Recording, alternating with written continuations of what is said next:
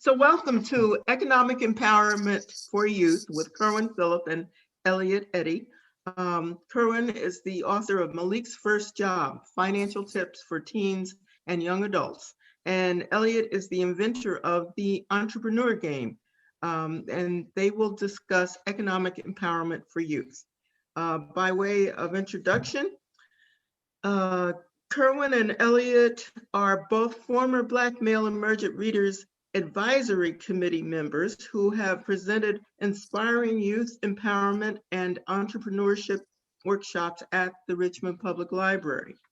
Kerwyn is the author, as I said, of Malik's First Job, and he is also the founder and CEO of KHUFU, am I pronouncing that correctly? Enterprises, LLC, an organization that teaches leadership, entrepreneurship, and financial literacy to youth in underserved communities. He is also the co-founder of the Youth Business Exchange, which supports and promotes youth entrepreneurship.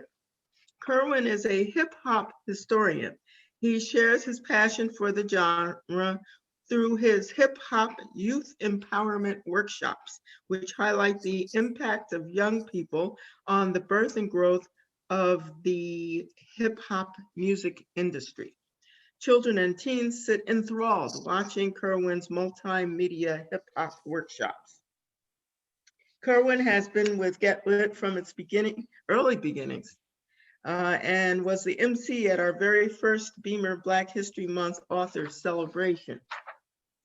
Elliott Eddy is the chairman and CEO of DM Media Incorporated, author of 6 published books, worldwide distributed independent filmmaker, 4-time Virginia Public Speaking champion, 2-time internationally awarded public speaker, and Toastmaster International's 2016 World Championship of Public Speaking finalist.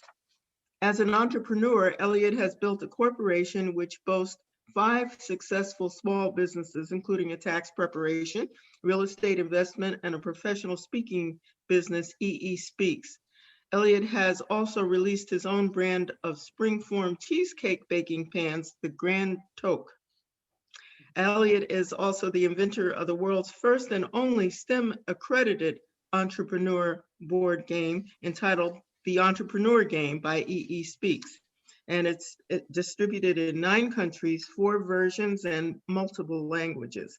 It's made in the United States, and it has been featured in Newsweek and Forbes magazines.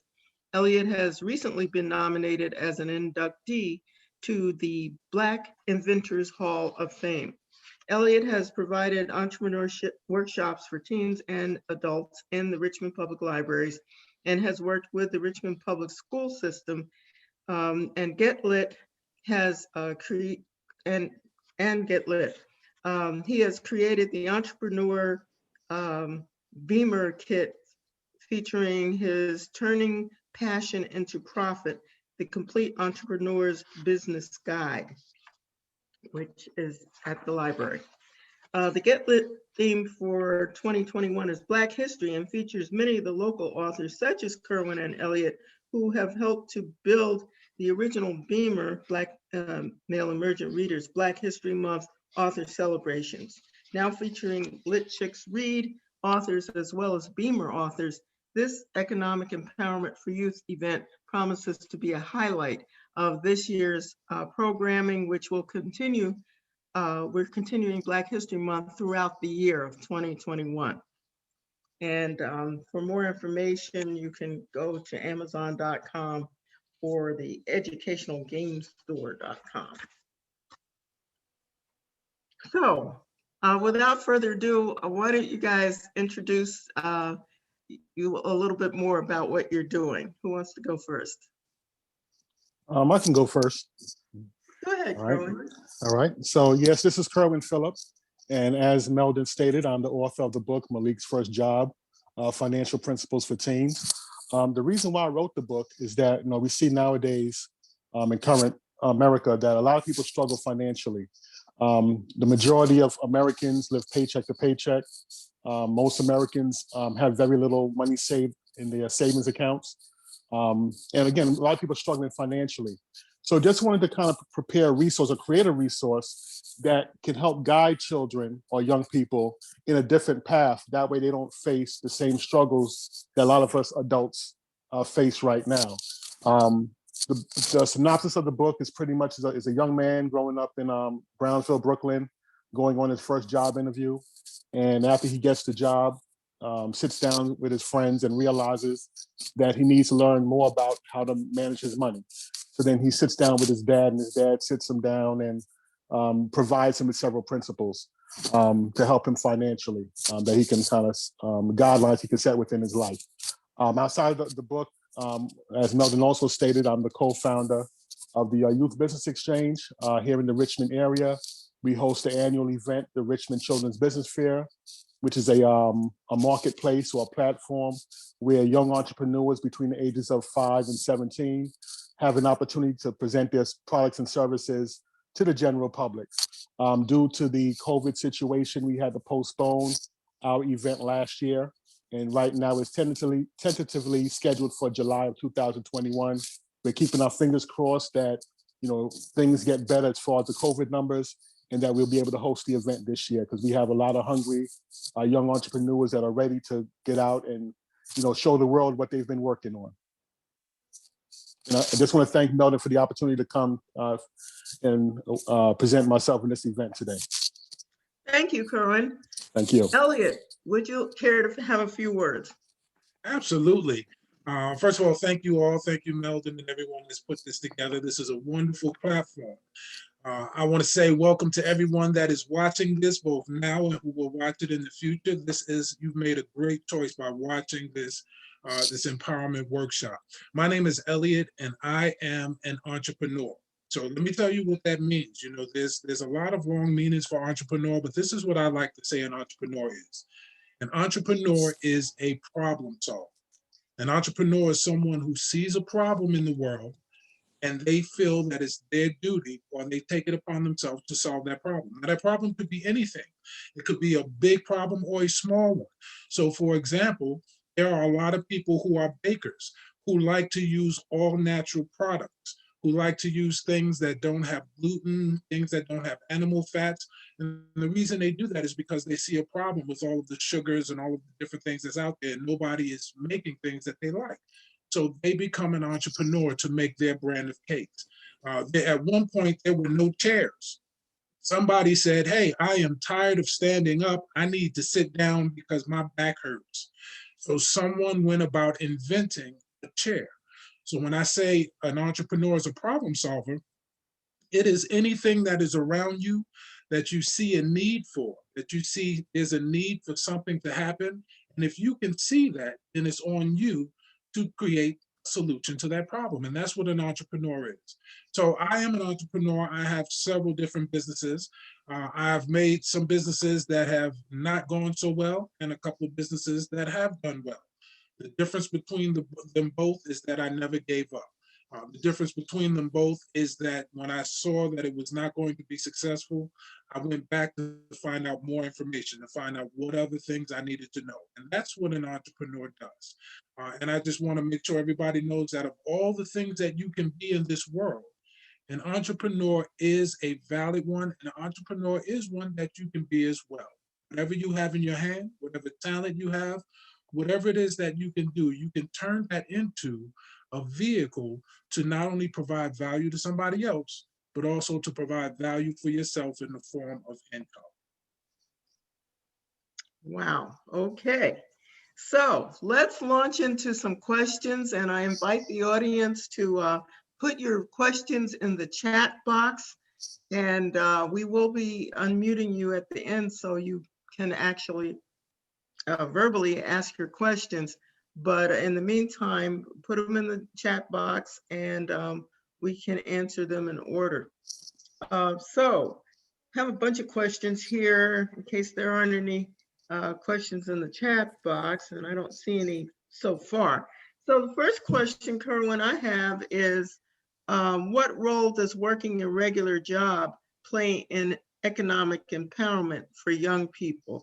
The reason why I ask that question is because a lot of people seem to think, oh, I have an idea, I'm smart, and I solve the problems of the world. I'm going to be an inventor, an entrepreneur, and I don't have to work.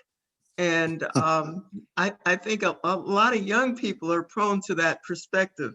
So so everybody can't start out as an entrepreneur, I imagine. So what role does working a job play?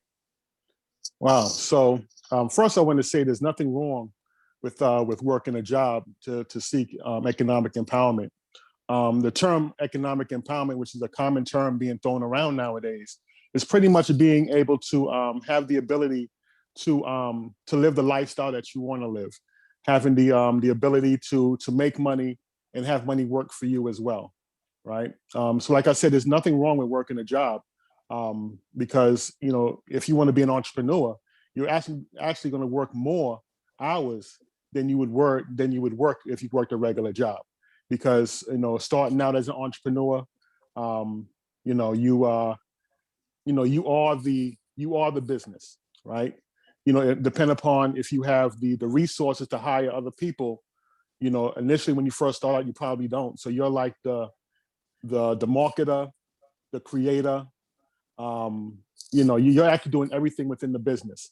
But in trying to develop economic empowerment, working a job, depending upon the job that you have, is not about, you can use your salary and put it to the side to have that money work for you, right? Because that's one of the keys to reaching economic empowerment, or that financial foundation, or financial freedom that people are looking for.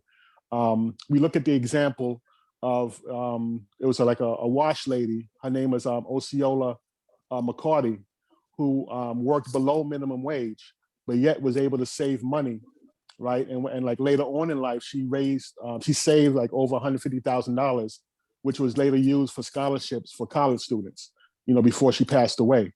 So never look down on working a regular 9 to 5. It's just how are you using that your salary that you earn? Are you saving it? Are you investing it? Are you putting it in places where that you can have that money work for you? And that's the key, and that's critical for to achieving the goal that you're trying to reach through economic or financial freedom. Oh, wonderful. Okay, we have a question in the chat. The question is, what is the difference between a CEO and an entrepreneur? I think that's a good question. Okay. You want to take that one, Elliott? Or Oh, sure.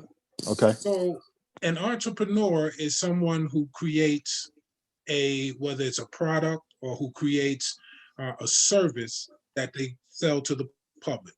Now, a CEO is called a chief executive officer.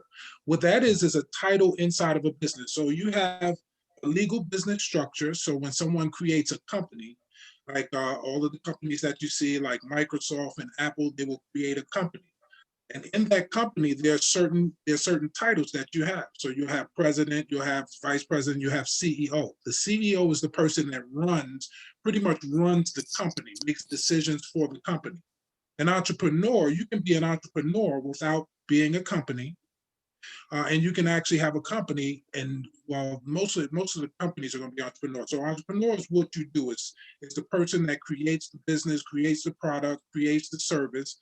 The CEO is a person who actually runs a literal company that was created. Sort Did of that help a little bit? The day-to-day Yeah. activities. Okay, hope we answered that question. If not, ask it again or ask it another way. Here's another We'll put question for Kerwyn you. Elliott, what made you want to be an entrepreneur, and how old were you when you started? Okay, so what made me want to be an entrepreneur was my experience when I was growing up. First, let me just touch base. I love what Mr. Phillips was saying, because you absolutely, there is nothing wrong with working a job. My wife always says that you use your job life to prepare and take care of your real life. So yes, you do need structure. You do need to have those things, because that's going to help you become an entrepreneur. So I love that answer. So remember that. So what made me want to be an entrepreneur is when I was a little bit younger, I'm a tall guy. I'm 6'4", and I'm a pretty big guy. When I was growing up and I was trying to find jobs, what would always happen to me is people would look at me and they would look at me and say, well, he's a big, tall, strong, strapping young man. Let me give him a job where he's moving something, where he's lifting things and he's moving things. And as I was going through, whether he was a security guard, things like that. And I always thought that my mind was my best asset, even when I was a kid. I knew I was smart. I studied all the time. I was always in school and I was creative. So what I found out is for me, when I went to the work world, everybody was putting me in positions where all I could do was physical labor, and physical labor didn't pay very much when I was growing up. So I said I wanted to do something different. I wanted to be able to do something that allowed me to use my mind and allowed me to make money based on what I brought to the table, based on my skills that I brought to the table. I didn't know that was an entrepreneur at the time, but I would start doing little things. So for me back in the day, we used to buy now-a-laters. You would get a pack of now-a-laters for 10 cents, and there would be 7 now-a-laters in there. So I would go to the candy store, buy up the candy, and then go to school. And then when somebody wanted a piece of candy, I could sell it for 5 cents each. And what I was able to do was start making money. And then I thought, well, this is something that I could do. And as I got older, I came up with other ideas of different things that I could do.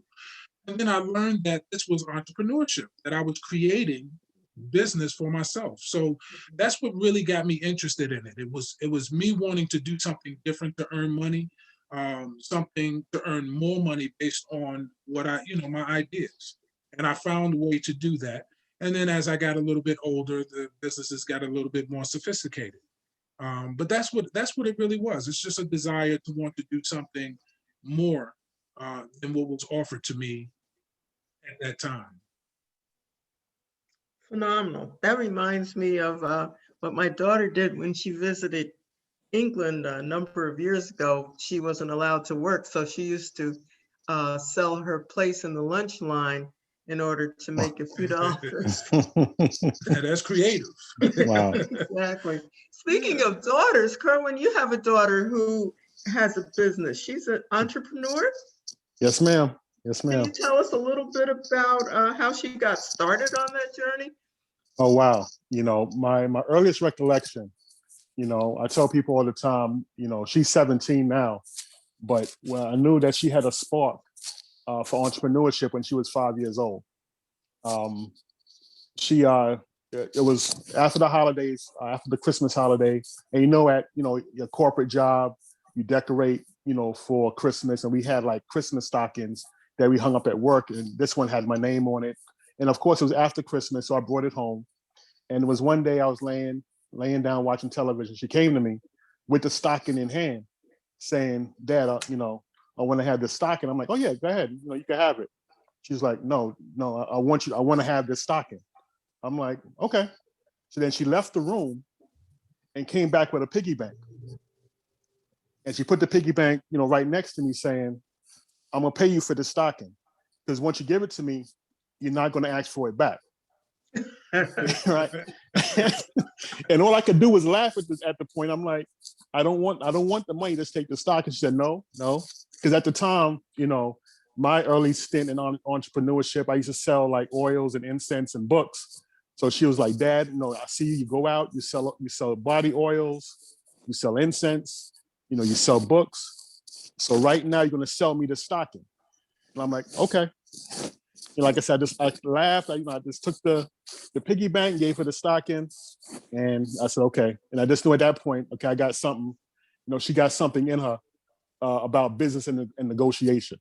But later on, in her about 11, 12 years old, she started making bracelets, little beaded bracelets. And I told her, I said, and she started going to like different events and started to notice that other kids were also selling similar items.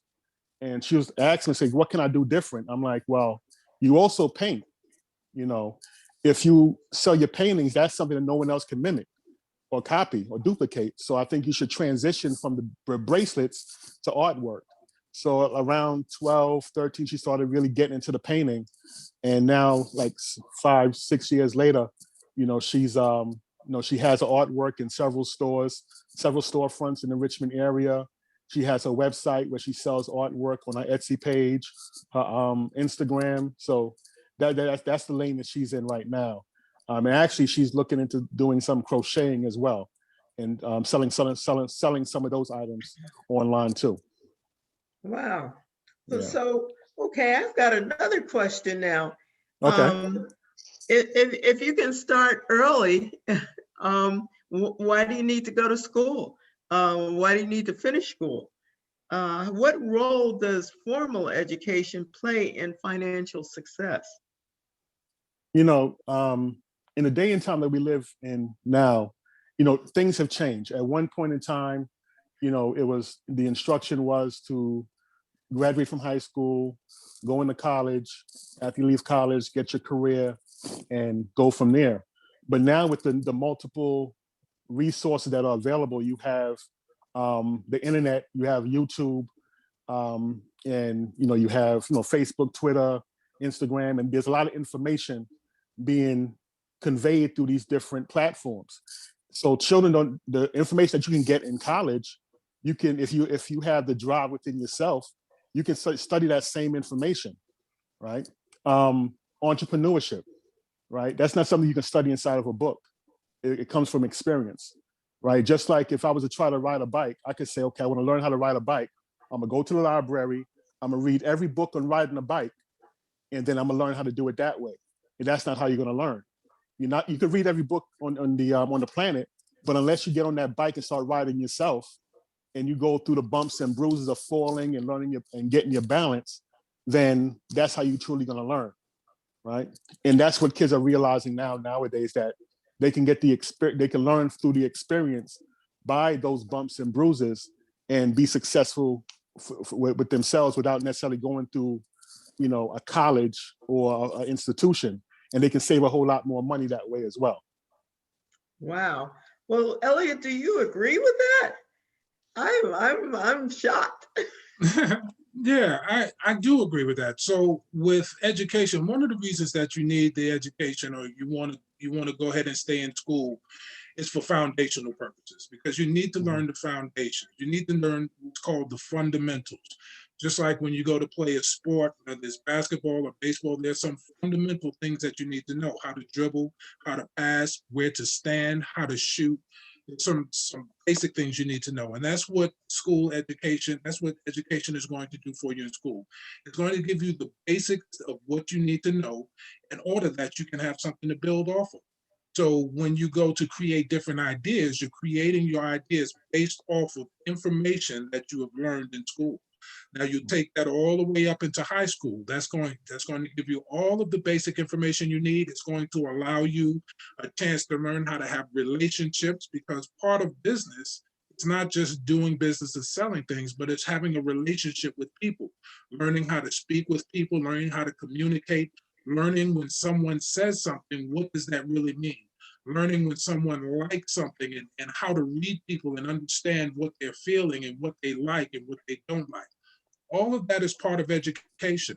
Now, I absolutely agree with Mr. Phillips, because there comes a point that once you have your basic educational from that up to the 12th grade, then you have a choice.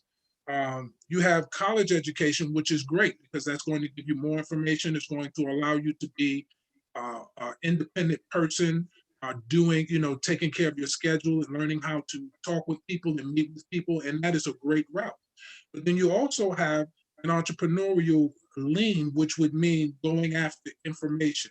So there are so many different things that you can learn online as well. You can take other classes, whether it was a class like a electrician class or a trade class that'll give you information on how to do something. Or you can go to the internet, which is a great resource, and learn how to do just about anything you can imagine. Let me tell you, if there's anything that you like, I guarantee you that someone else is into it, has done it, and has put information out. And in that off case that you find there is no information, then you are the expert and you can go and put information out. And yeah, school is important because you need those fundamentals. And then after that, you'll have a good idea of whether you want to go on through more schooling or whether you want to take your chances in the world of business, whether it be a job or whether you want to step into entrepreneurship. But you need information to do any one of those. True. And you need to know how to count your money. Yes. Right. Now, let me add on this as well, that, of course, everyone is different. And some people need to go to college and have that structure to keep them disciplined, right? 'Cause I know after I went through undergrad, I went to my MBA. It was after I earned my MBA is where I learned the structure of business. And I learned that helped show me that a lot of the things I was doing things inefficiently, right? And not, using the proper tools and resources to help to put structure around my business ideas. And that was something that I learned through school, right? But some folks may say, well, I can get a book and learn that. So either way, every individual is different, and some people need that structure, others don't. So it's a choice that a person has to make as an individual. Interesting. So let me ask you this question that I guess is kind of a old question, but Okay. do you believe that entrepreneurs are born or are they made? To either of you. Right. Well, personally, I think it's both. I think you have some people that have this innate not ability, but innate desire to be an entrepreneur, to be set apart. Entrepreneurship is definitely learned because you learn how to structure business, you learn how to structure ideas, you learn how to compete, you learn how to put a product together and go to market. So you can be an entrepreneur at heart. You can be born an entrepreneur like Mr. Phillip's daughter. That is something that came naturally to her. That is something that was developed inside of her, which she came to him and brought that out and said, listen, and what he heard is, I have an entrepreneurial lean. I have a business lean. But then on top of that, once you have that, then you have to get the education, then you have to get the information. So I think it's a little bit of both. Some people are born that way with that, and then they have to go get more information to develop that. And then some people just learn entrepreneurship.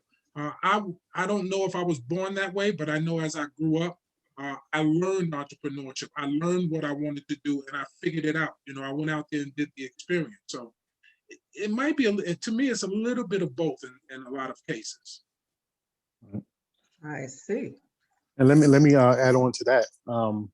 I think everyone is born with entrepreneurial abilities.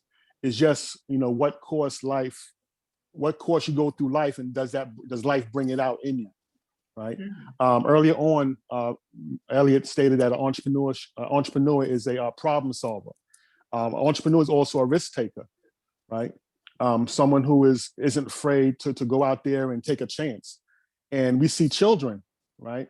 How many times do you see a child playing on the playground? They'll be climbing up the monkey bars, but the parent is out there saying, wait, you're gonna fall. Whereas the child themselves are fearless. They're not worrying about falling. But it's the adult or the parent that comes in and imposes that fear into the child, whereas now the child is scared to kind of take that risk because their parents said, okay, if I do this, I'm gonna fall, right? Right? So, it's that innate ability within all of us. And sometimes life forces that entrepreneurial spirit out of you. Think about how many people that went through, of course, naturally they'll say, well, I'm not an entrepreneur, I work my regular 9 to 5, but they end up getting laid off, or something happens where they're out of work. And now they have to figure out ways to earn money. They go on several different job interviews, they apply, and still not getting a job, but then they end up realizing, I gotta do something. So then the problem that they face is, look, I need to earn income. So that's when they start using their imagination, thinking about, okay, what can I do to earn some revenue or make some money? And then from there, they go out and launch a business. They may say, you know what, I'll sell cookies on the weekends. I'll go around to the barbershop with baked goods. I'll sell dinner plates. I'll do different things like that. Then eventually they get more and more successful with it. Then it grows into a business, right? So that's someone who initially may not had had a desire to be an entrepreneur, right? But life forced that inner person in them, that inner entrepreneur out of them, because they had to do something to survive. So I think it's in everyone, but sometimes people get complacent. They work a job, okay, I get a paycheck every week, and they kind of put that entrepreneur spirit to the side, that they kind of suppress it, where others, do things to kind of bring it out more within themselves. Wow, that seems like a lot of self-discipline and a lot of get up and go. Yeah. Another question I have is, did anyone inspire you, or do you have a mentor who helped you, or did you have to do this all by yourself? I kind of look around and I think, different people inspire me. I look at, you look at the Damon Johns, people of that, I look at Jay-Z, I remember back in 95 being in Brooklyn, I saw Jay-Z, before he started Rockefeller Records, and he was out there passing out his cassette tape saying, okay, this is my first single, that I'm releasing on my own. And he had like T-shirts with his name on the front and the champagne bottle. And just seeing him pretty much not even selling them, just passing out cassettes out of his pocket, saying, okay, this is my first thing that I'm starting. And now 16 years later, where he is now. So seeing that someone who, you always hear stories of inspiration and the biographies that people tell, but I can say that I saw him on DeKalb Avenue passing out cassette tapes, and I've seen it with my own eyes. But then he went through the course that he went through, and now they just have a deal that he just did with Hennessy, So it just lets you know that, the sky's the limit. You can do whatever you put your mind to, as long as you're willing to put the work in, put into the sweat equity, sacrifice and make things happen, that you can be successful. And there's countless other people that I come across. I like to read a lot of biographies and watch biographies to see how people grow and develop their ideas from a microscopic level to where it blooms into something major. How about you, Elliott? Same question. You have a mentor or someone who inspired you? Well, I grew up in group homes for the majority of my young life, from 12 years old on up. So mine's is a little different. There was a gentleman in the group home that actually took a liking to me, because a lot of when you're a ward of the state, you go throughout that experience. Most people are working a job, so the love is not a real love for the children themselves. So I didn't really feel a lot of that. So I didn't really have a lot of mentors per se. I had one gentleman that took an interest in me, and he always was there to talk with me, but it wasn't about entrepreneurship. It was just about growing up as a young man in the city, in the Bronx. He would tell me things like, before, during, and after thinking, and just giving me some foundations. So when I got older, I had a lot of people I looked up to, but the reason that I looked up to them was because I've always looked at people and said, well, if you can do that, then I can do it. I grew up with that mindset. So I guess that could be a mentorship, but I would look at people who were doing business. I would look at people who had grown, who had, whatever they were doing, and they were doing it well. I always said, you know what, if they can do it, I can do it. And with that attitude, as I got a little bit older, when I started learning about business in specific, I would look at something and say, well, if they have a tax business, I can do a tax business. If they can do this, I can do that as well.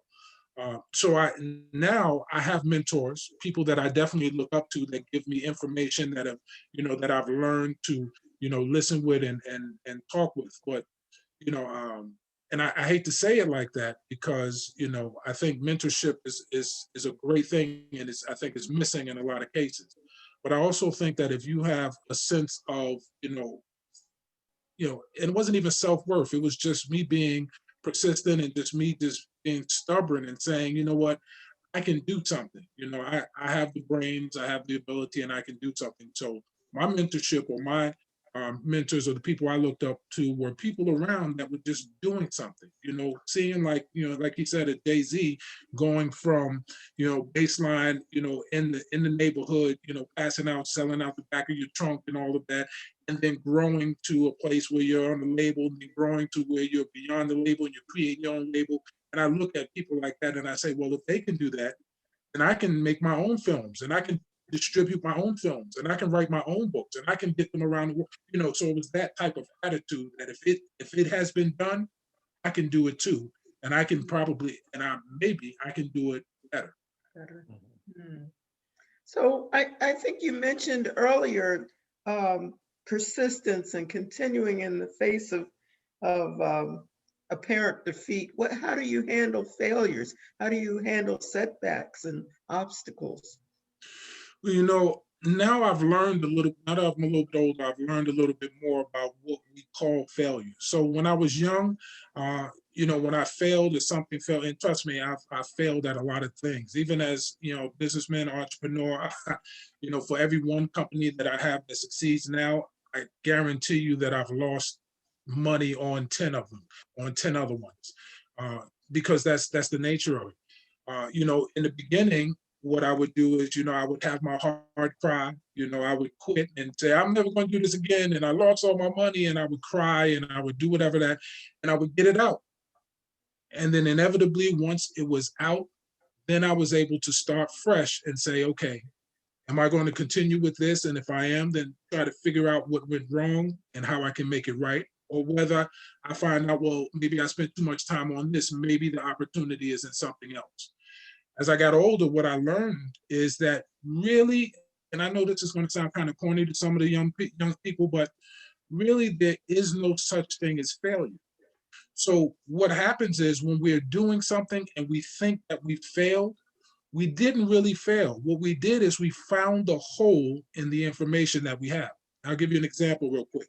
So let's say you are an event planner and you know how to put together great events. You put together events and everybody loves it and has fun. It looks beautiful. So you are good at that. So you start a business and say, I'm gonna put these events together. You put your first event together and it is beautiful, but only one person comes. You go and you say, you cry, you lose your money, and you go back and say, you know what, I can really do this. You put together another event and only 3 people come. And then you try it again, you say, I lost money, but I'm really good at this. And you put together another event and nobody comes.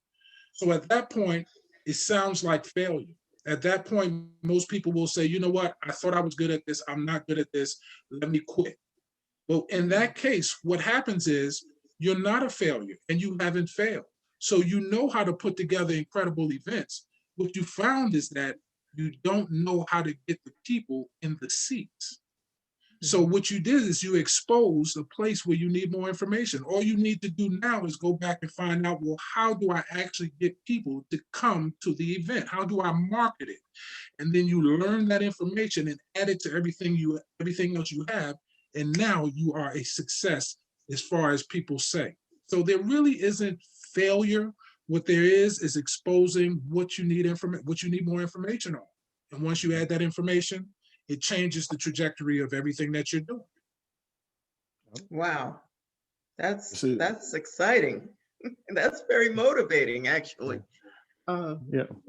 Kerwyn, did you want to add to that? Yeah, I was going to say it's like being a scientist, right?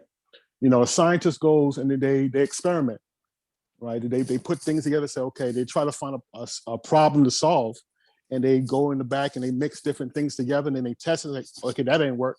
Let's go back to the lab. They test some more stuff and say, okay, let's see if this works. Oh, still doesn't work. Let's modify it again. And they keep trying and trying and trying till they figure it out. So, okay, now we have the solution to this problem. Or like we look right now with the whole COVID situation, they had to do laboratory tests to see, okay, does this vaccine work? And they tested on different people. Say, okay, well, that didn't quite work. Let's put something else in it. And they kept going back to the lab and mixing and doing different things. Now they say, okay, now we have a product that is supposed to work. And now they put it out to the general public. So it's the same thing, just like being a scientist. You have to be willing to experiment, fail, but then learn from those results. And from those lessons, you kind of modify different things until you perfect it to where it's, you know, as Elliott said, now you have the place packed for your event. Wow. Wow, that's a great way of looking at it, very positive. We're coming to the end of our main section here. I just wanted to ask a couple of questions relative to the library, and that has to do with writing. Kerwyn, do you see another book in your future? Oh, yes, ma'am. Yes, ma'am. I actually have several books. There was a book I was working on before the Malik book that I plan on putting out soon. I just need to get the right illustrator to, you know, because to fit the vision that I have for the book. But also, as far as the Malik series, there are going to be at least 2 or 3 other books added to lessons and experiences that Malik is going to go through. That's going to, at the end of the day, help, you know, young people with different subject matters. Wow, tremendous. I can't wait. Elliott, you've written a number of books. Do you see writing as a purely creative activity, Elliott, or do you count writing as part of entrepreneurship? Well, I think writing is creative and it is entrepreneurial. So from my perspective, the reason why I write is because I want to produce value for others. You know, I want to share information that I found that I believe is important to help somebody else figure out some of the things that, you know, it took me a long time to figure out. I write entrepreneur books because you don't get that sort of information in one place, so people don't know it, they don't have it. And I think that, you know, anytime you've been able to succeed at something, it's good if you can give back in a way. And my writing books is a way to give back. Now it is creative because that's how my brain works. But the real thing is just having a desire to provide value. You know, I have a cousin who has 9 children, and I always tell everybody, you know, everybody has a story to share. And I told her she should write a book. She's like, "Well, who am I write a book? I don't know anything." I'm like, "Girl, you have 9 children. What about the people with 2 kids who are ready to pull their hair out? What about the people with 4 kids who have no idea what to do?" You know, so I think I look at book writing like that. If you have information, if you know how to do something, why not share it with the world? Why not share it with others so that they can have an easier road than you have? And then, you know, perhaps if you're fortunate, you'll make a couple of dollars along the way. Wow, wow, okay. And do you have another book or another enterprise on the horizon?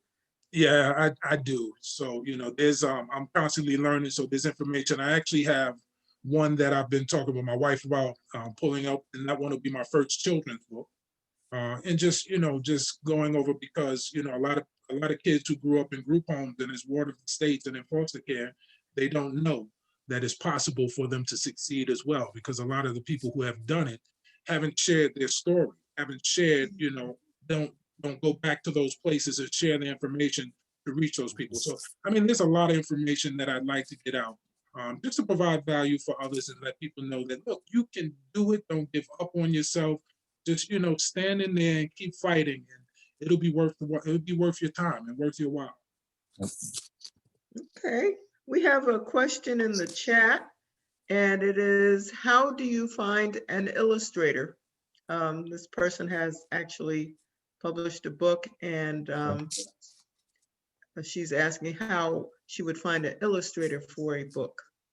Well, there's several resources. I know there's a website called Fiverr, which is like a freelance website where you can find individuals, you can find illustrators, editors, and a host of other people who provide freelance work. You can go on that website and kind of search out, and people can, you know, they submit samples of their work, and you know, you can see what fits, you know, your vision for your book. Also, through Instagram, I'm sure if you type in like a hashtag and do a search that way, like graphic designer or illustrator, you know, you can find a list of different profiles of people who fit within that category. So there's a host of different ways to find people. You know, back in the day, you would use like the telephone book and kind of scroll through the different pages, but now the social media, you can use that as your as your Rolodex or your telephone book to find people within different genres or different skill sets that you're looking for. Very good, very good. Do we have any other questions? Please put them in the chat. And just real quick, but Yeah. for my book, fortunately, the illustrator was someone that I knew, that's someone that I worked with in the past. I met Natasha at Richmond Public Library, and then initially I didn't know that she was an illustrator. But then like later, like years later, I was like, "Oh, you draw," and then she showed me some samples of her work. And then when it came around time for when I wrote my book and I was looking for an illustrator, I said, "Well, I know Natasha; she can probably do it," and I reached out to her. So, Yep. Natasha's a librarian, and yes, ma'am. yeah. Okay. So, are there any other questions in the chat box? I don't see any right now. So we've got about 12 minutes left. Let me ask you a question that I'm curious about, and I guess I'm wondering if there's any particular skills that you need to be a successful entrepreneur, or to be financially successful. I know the hip hop, you're into hip hop, Kerwyn, and the hip hop people seem to have particular skills, which none of the rest of us have. And then, Elliott, you are also an inventor. And I'm thinking that's probably a totally different skill set also. So are there any particular skills that you would say generally you would need to be successful financially in the world of economics? Yeah, I think there's some basic things like we were talking about. That's why we want to be in school. So I think number one, allowing yourself to be creative and imaginative. So you want to be able to see what a project from beginning to end. You want to be able to see a project, but you want to be able to imagine what it can be down the road. I think that's a big thing, because if you can imagine what it can be, then you can set a goal. And you want to be able to set a goal. So part of it is goal setting. So you want to be creative and set a goal and say, this is what I want to do. This is where I want to end up. And then part of it is, number one, time management, managing your time well. So you know what you're doing and what you're, giving all your time to something that's going to be productive. I always like to say, if you have a goal, every day you should do at least one thing that's going to get you closer to that goal. At least one thing that'll get you closer.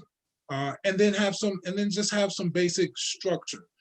Just make sure that you set aside time to work on things and also, if you can,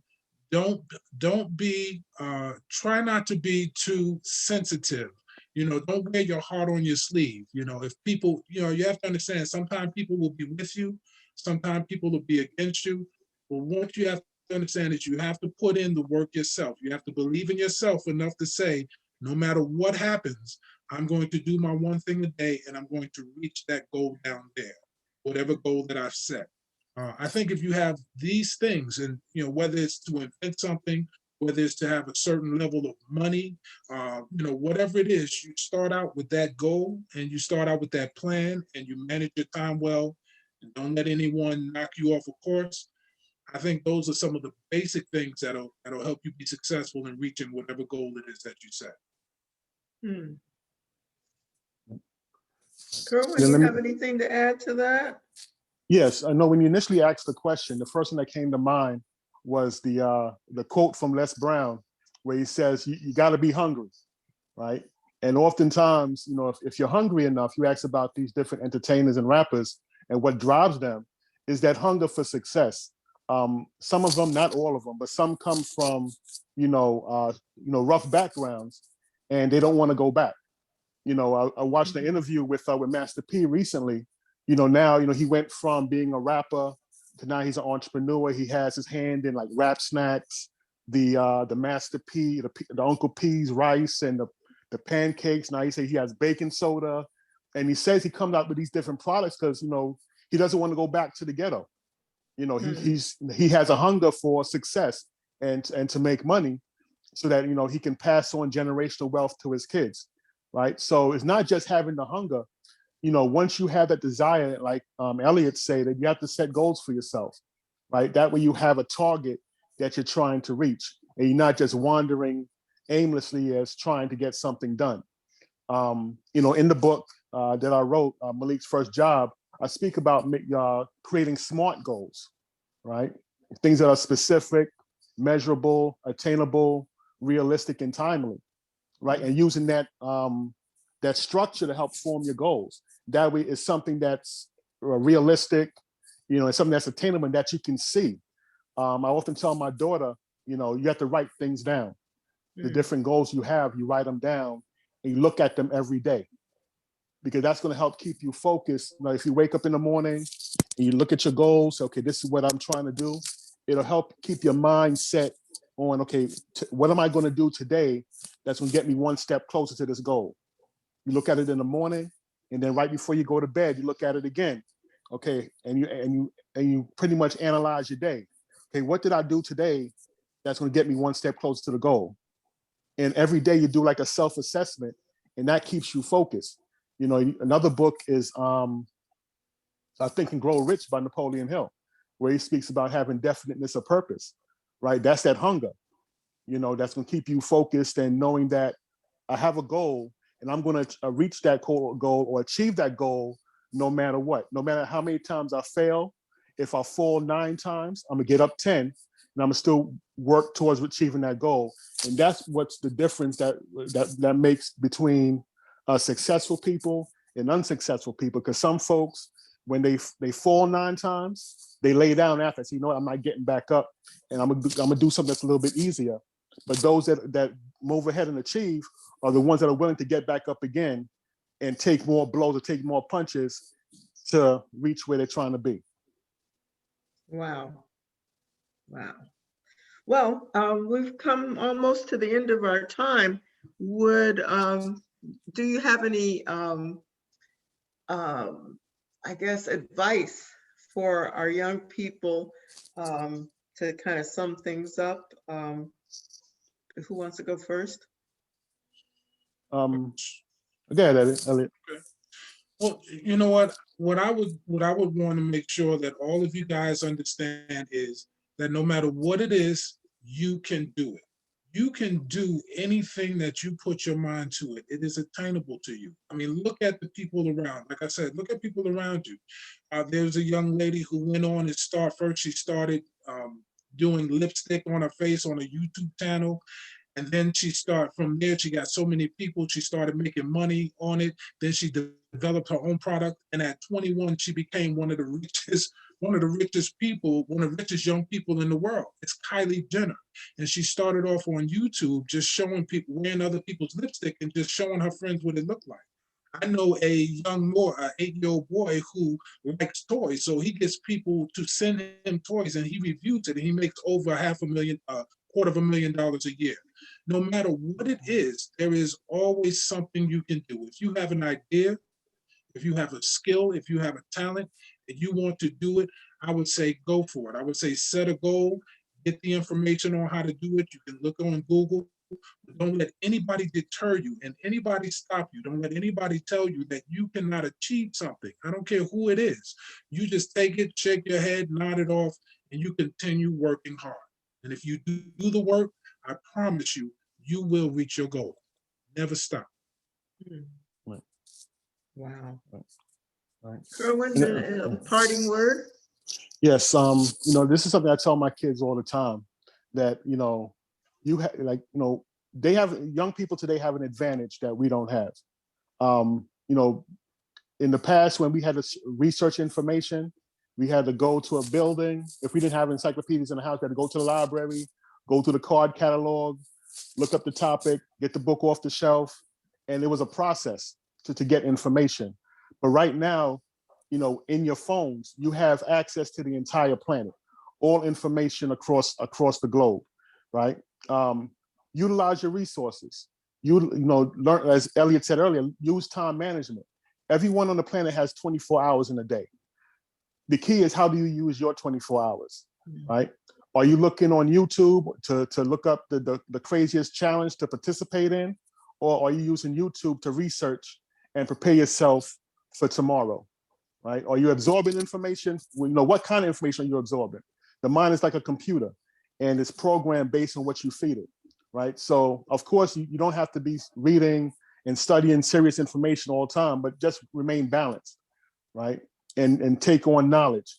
You know, youth, you know, they have the knowledge, but then you also have to connect with the elders who've been through certain experiences that can share that wisdom with you to help you formulate that knowledge and get it in the right direction. And that way, it can help build a better future by connecting the elders with the young, right? And we can all learn from each other. Because I learned from my kids. My kids can sometimes show me how to use the phones and all this technology. I can't keep up all the time. But then at the same time, I exchange my experiences with them, and it helps them to kind of see things from a different perspective. And together we help to you know, to bridge that gap and build an understanding where we can grow and develop and do more in society all together. Wow. Well, I thank you both, Kerwyn Phillip and Elliott Eddie. You guys are tremendous. You're successful. You have persevered, and there's so much wisdom and knowledge that you have shared with us this evening. I see where I went wrong now, why I'm not rich. I gave up too early. So it's not too late, Meldon. Yes, it's never too late. Look at Colonel Sanders. He didn't fry his first piece of chicken until he like 70 years old. So you got plenty of time. Right. Yeah, I have some ideas, so maybe I'll be coming to you guys to help me flesh them out. Yes, and ma'am. I just want to thank you so much for sharing. A lot of times people don't want to share. They feel like this knowledge, they can keep it to themselves. But I'm just so grateful for you sharing this information with us. And again, the recording will be on the Richmond Public Library YouTube channel. Stay with it, well, not stay with us, but tune in for the next program, which starts at 7:30 with David Miller on representation of folks like us, people of color, in children's literature. Thank you so much, and good night. Thank you. Good night.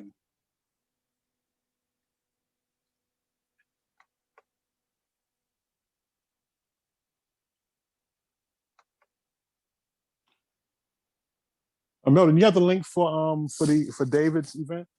Yes, I do. Can you text it to me?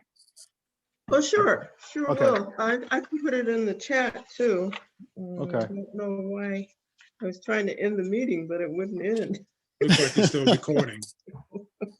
Oh, hit the stop recording? Okay, gotcha. Alrighty, let's see, stop recording.